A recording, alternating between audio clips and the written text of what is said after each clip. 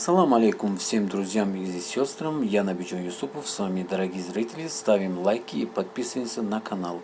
Строители объекта, чтобы завершить строительство в указанный срок, в эти дни работают круглосуточно. Мечеть будет сдана президентом в дни празднования 28-й годовщины государственной независимости Таджикистана.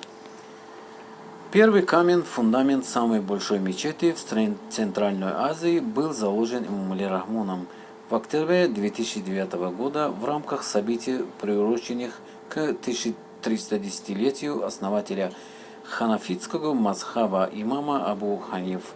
Строительство мечети на севере Душанбе началось в октябре 2011 года.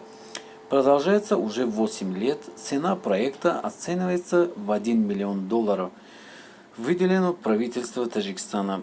Остальное катарское правительство. Мечеть располагается на 12 гектарах земли, где будут находиться также библиотека, музей конференц, зал, административные здания, столовая и стоянка на 4000 машин. Мечеть будет иметь 4 минарета высотой 75 метров, главный купол, чья высота составит 47 метров, и 20 малых куполов.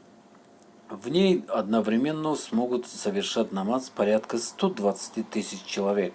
Планируется, что мечеть в Душанбе станет и одним из самых величественных архитектурных сооружений страны, а также крупнейшим религиозным объектом, построенным в Таджикистане за год независимости.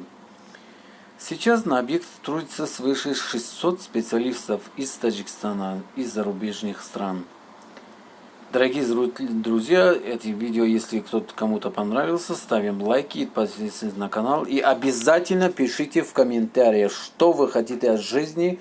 И этот проект самый большой в Центральной Азии. Это больше нигде не бывает такой.